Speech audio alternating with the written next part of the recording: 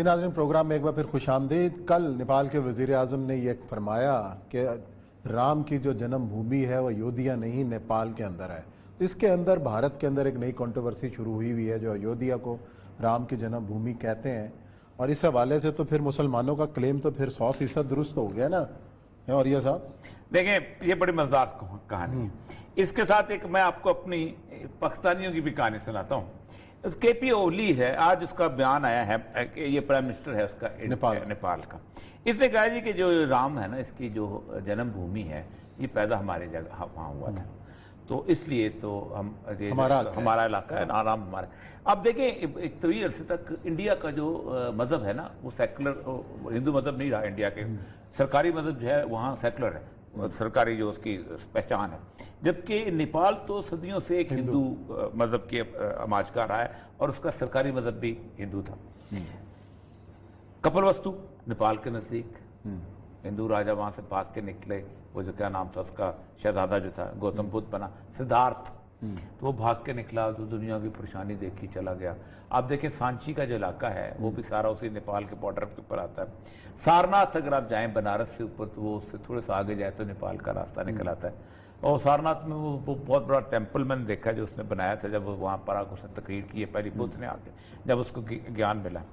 اس طرح وہ کہتے ہیں کہ یہ تو پتالیہ پترا جو ہے، جہاں سے ساری حکومت مگدھ کی حکومت بنی ہے، جہاں سے سارے چندر گپت موریہ اور یہ سارے تھے، یہ پورا نیپال کے کونے کی چیزیں بنتی ہیں، یہ باقی تو بعد میں آ گیا، ایگزیپٹ صرف ایک گنگا کا چھوٹا سا علاقہ ہے۔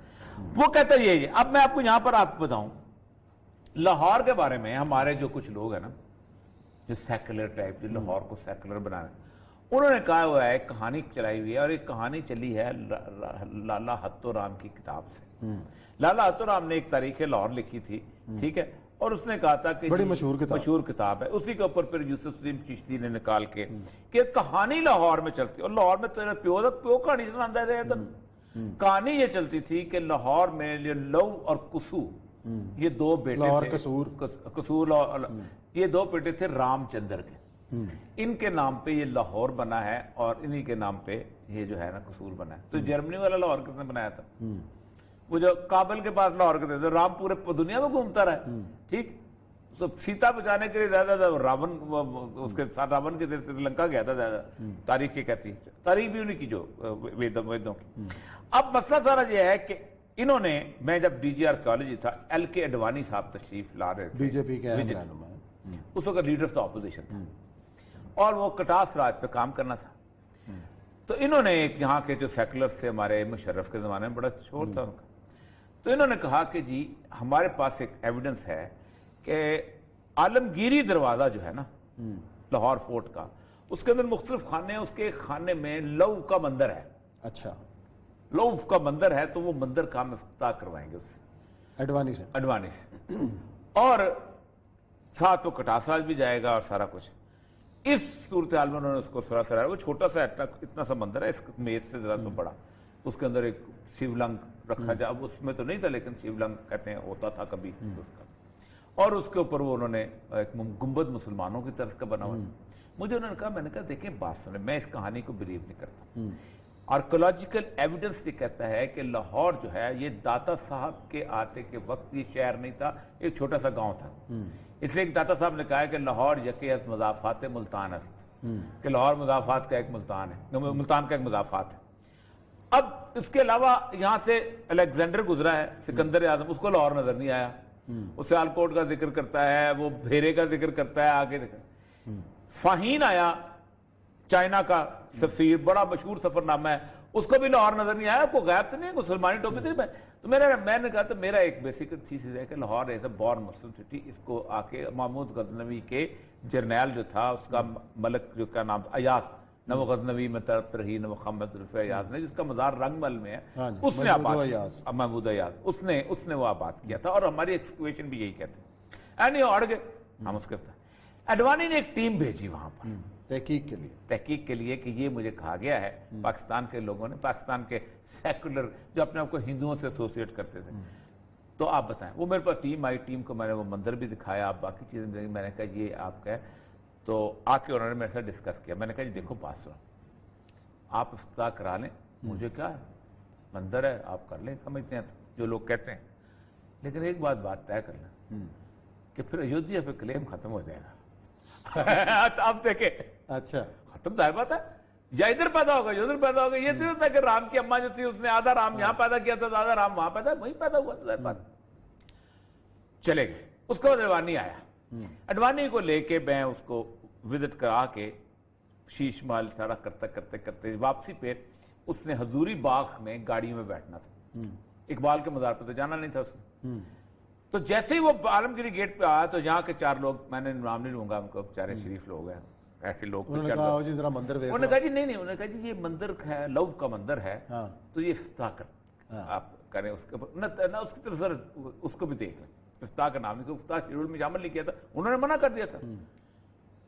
आप सोचे कि अडवाणी वहां से ऐसे भागा है, तेज रफ्तार बूढ़ा आदमी, कि कहीं उसकी तस्वीर इस मंदिर के साथ ना आ जाए, वरना इंडिया में एक शोर मचेगा कि असल मंदिर ये है और ये अयोध्या पे इसने शोर मचाएगा।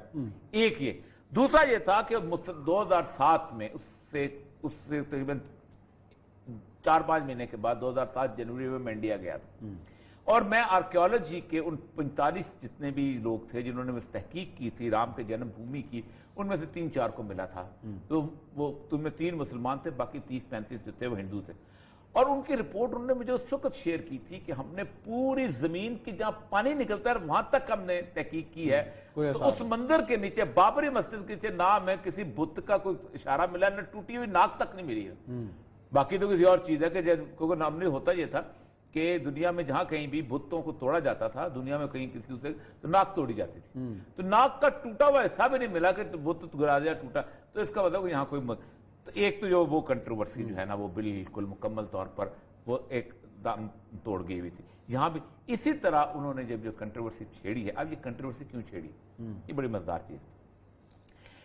इस वक्त दुनिया के अखबारों में एक बड़ा मजेदार इशू जो है वो चल रहा है, और वो है इंडो पैसिफिक रीजन की डेवलपमेंट। अब उस्मान साहब, अक़वाम मुत्तहिदा का एक दफ्तर जो है बैंकॉक में है, उसको कहते हैं एसकैफ रीजन। इस एसकैफ रीजन जो है इसके अंदर एशिया पैसिफिक एरिया कहा जाता है, जिसके अंदर एशिया का इलाका भी है और पैसिफिक का। जानबूझ के कंटेनमेंट ऑफ चाइना के लिए इन्होंने ये रीजन बनाया था कि ये जो है इसमें से पाकिस्तान, अफगानिस्तान ये मुल्क आउट हो जाएंगे और उसके अंदर हम 3-4 मुल्कों को शामिल करेंगे। इसके अंदर ये जो इस वक्त अखबारें देख रहा था कि the world is in flux, global geopolitical trends that existed before the onset of the coronavirus will only intensify its weight and the US-China competition, उसके ऊपर उसने कहा कि ये इस सूरत हाल को उन्होंने बिल्ड कर रहे हैं। वो कहते ये हैं कि ये इंडिया जो है इसका बहरे हिंद के ऊपर कंट्रोल अकेले का नहीं, बल्कि जापान से लेके इंडिया तक ये पैसिफिक के एक रीजन होगा, इस पर कंट्रोल होना चाहिए। और जापान के बारे में उन्होंने कहा है कि जापान और इंडिया अगर मिल जाए तो जापान की ताकत इस हद तक है कि जापानी, आपको पता है, बर्मा तक पहुंच गए थे। सेकेंड वर्ल्ड वॉर में बर्मा तक जापान की फौजें पहुंची, और पूरा चाइना तो उन्होंने ऐसे रौंद के रख दिया था। और इतने जालिम थे जापानी कि वो जेलें नहीं बनाते थे, चाइनीज को दरख्त के साथ लटकाते थे, उनके एक हाथ में सुराख होते थे, एक हाथ में पांव में सुराख, और आगे चल पड़ते थे, और हजारों चाइनी जो है वो लटकते लटकते मर जाते थे। या ये करते थे कि चाइना में बांस के दरख्त बहुत होते हैं, तो बांस के दरख्त को काट देते थे और उसके ऊपर एक आदमी को रख के और उसकी तार, उसकी रस्सियां बांध देते थे। बांस का दरख्त रात 1 फुट निकलता है पूरी रात के अंदर, और पूरा बांस का दरख्त जो था वो बड़ा होता था, वहीं चाइनीज मरते। इतने जालिम थे जापानीज, आज भी उनकी कहानियां। तो वो कहते हैं ये both need to be cooperate militarily in economic matter and try to entice Australia and get a stronger US support। कि इसके बुनियाद पे हम कहेंगे कि हम दोनों मुल्क जो हैं, इंडिया और जापान जो हैं, दोनों जो हैं मिलके इसको चाइना को मेंटेन करेंगे, ऑस्ट्रेलिया को, यूएस को। यूएस ने अपने फोर्सेस सारी। चले जी, मेरा ख्याल ब्रेक का वक्त है, ब्रेक लेते हैं, उसके बाद इस इशू को जारी रखते हैं। नाज़रीन, ब्रेक है, उसके बाद गुफ्तगू जारी रखेंगे।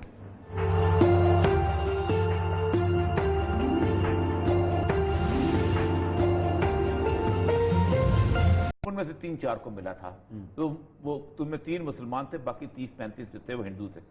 اور ان کی رپورٹ انہوں نے مجھے اس وقت شیئر کی تھی کہ ہم نے پوری زمین کی جہاں پانی نکلتا ہے وہاں تک ہم نے تحقیق کی ہے، تو اس مندر کے نیچے بابری مسجد کے نیچے نہ ہمیں کسی بت کا کوئی اشارہ ملا، نہ ٹوٹی ہوئی ناک تک نہیں ملی ہے۔ باقی تو کسی اور چیز ہے کہ کیونکہ نارملی ہوتا یہ تھا کہ دنیا میں جہاں کہیں بھی بتوں کو توڑا جاتا تھا، دنیا میں کہیں کسی دوسرے تو ناک توڑی جاتی تھی، تو ناک کا ٹوٹا ہوا حصہ بھی نہیں ملا کہ بت گرا دیا ٹوٹا، تو اس کا مطلب یہاں کوئی تو ایک تو جو وہ کنٹروورسی جو ہے نا وہ بالکل مکمل طور پر وہ ایک دم توڑ گئی ہوئی تھی۔ یہاں بھی اسی طرح انہوں نے جب جو کنٹروورسی چھیڑی ہے، اب یہ کنٹروورسی کیوں چھیڑی؟ یہ بڑی مزدار چیز ہے۔ اس وقت دنیا کے اخباروں میں ایک بڑا مزدار ایشو جو ہے وہ چل رہا ہے، اور وہ ہے انڈو پیسیفک ریجن کی ڈیولپمنٹ۔ اب عثمان صاحب، اقوام متحدہ کا ایک دفتر جو ہے بینکاک میں ہے، اس کو کہتے ہیں ایسکیف ریجن۔ اس ایسکیف ریجن جو ہے اس کے اندر ایشیا پیسیفک ایریا کہا جاتا ہے، جس کے اندر ایشیا کا علاقہ بھی ہے اور پیسیفک کا۔ جان بوجھ کے کنٹینمنٹ آف چائنا کے لیے انہوں نے یہ ریجن بنایا تھا کہ یہ جو ہے اس میں سے پاکستان، افغانستان یہ ملک آؤٹ ہو جائیں گے اور اس کے اندر ہم 3-4 ملکوں کو شامل کریں گے۔ اس کے اندر یہ جو اس وقت اخباریں دیکھ رہا تھا کہ the world is in flux, global geopolitical trends that existed before the onset of the coronavirus will only intensify its weight and the US-China competition۔ اس کے اوپر اس نے کہا کہ یہ اس صورتحال کو انہوں نے بلڈ کر رہے ہیں۔ وہ کہتے یہ ہیں کہ یہ انڈیا جو ہے اس کا بحر ہند کے اوپر کنٹرول اکیلے کا نہیں، بلکہ جاپان سے لے کے انڈیا تک یہ پیسیفک کے ایک ریجن ہوگا، اس پہ کنٹرول ہونا چاہیے۔ اور جاپان کے بارے میں انہوں نے کہا ہے کہ جاپان اور انڈیا اگر مل جائے تو جاپان کی طاقت اس حد تک ہے کہ جاپانی آپ کو پتا ہے برما تک پہنچ گئے تھے۔ سیکنڈ ورلڈ وار میں برما تک جاپان کی فوجیں پہنچے، پورا چائنا تو انہوں نے ایسے روند کے رکھ دیا تھا، اور اتنے ظالم تھے جاپانی کہ وہ جیلیں نہیں بناتے تھے، چائنیز کو درخت کے ساتھ لٹکاتے تھے، ان کے ایک ہاتھ میں سوراخ ہوتے تھے، ایک ہاتھ میں پاؤں میں سوراخ، اور آگے چل پڑتے تھے، اور ہزاروں چائنی جو ہیں وہ لٹکتے لٹکتے مر جاتے تھے۔ یا یہ کرتے تھے کہ چائنا میں بانس کے درخت بہت ہوتے ہیں، تو بانس کے درخت کو کاٹ دیتے تھے اور اس کے اوپر ایک آدمی کو رکھ کے اور اس کی تار، اس کی رسیاں باندھ دیتے تھے۔ بانس کا درخت رات 1 فٹ نکلتا ہے پوری رات کے اندر، اور پورا بانس کا درخت جو تھا وہ بڑا ہوتا تھا، وہیں چائنیز مرتے۔ اتنے ظالم تھے جاپنیز، آج بھی ان کی کہانیاں۔ تو وہ کہتے ہیں ہیں یہ both need to be cooperate militarily in economic matter and try to entice Australia and get a stronger US support۔ کہ اس کے بنیاد پہ ہم کہیں گے کہ ہم دونوں ملک جو ہیں، انڈیا اور جاپان جو ہیں، دونوں جو ہیں مل کے اس کو چائنا کو مینٹین کریں گے، آسٹریلیا کو یوز کو۔